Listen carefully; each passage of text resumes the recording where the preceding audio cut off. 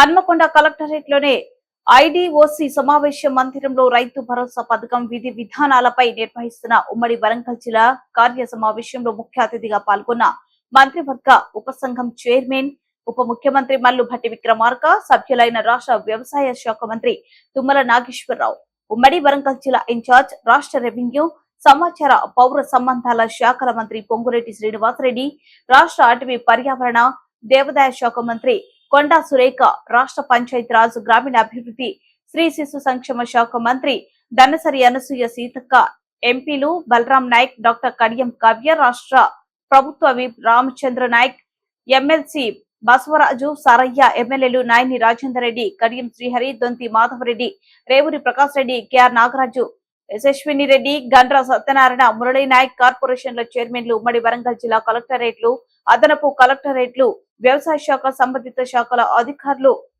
ఇతర వర్గాల నుంచి మంత్రివర్గ ఉపసంఘం అభిప్రాయాలను సేకరిస్తున్నారు.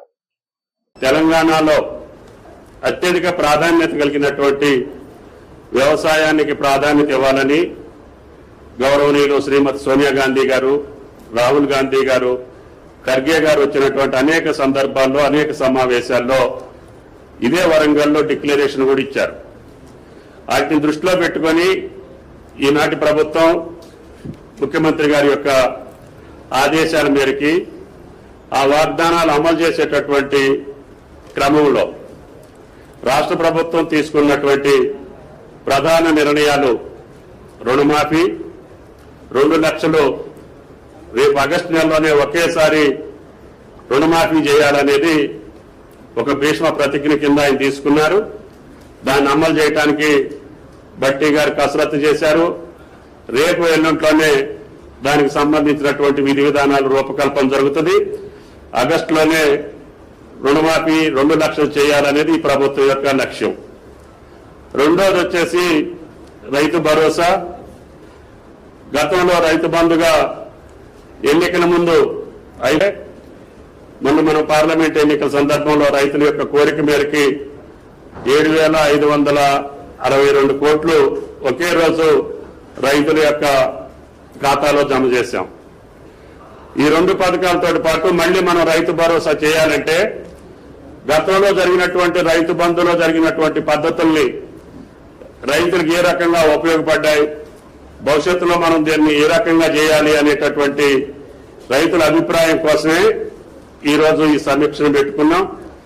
కాబట్టి దయచేసి రైతులందరూ కూడా రైతు భరోసాను ఏ రకంగా చేస్తే సామాన్యులకి, చిన్నకారు సన్నకారు రైతులకు ఉపయోగపడుతుందో ఈ సమావేశంలో మీరు వెల్లడించాలనేది ప్రభుత్వం యొక్క కోరిక.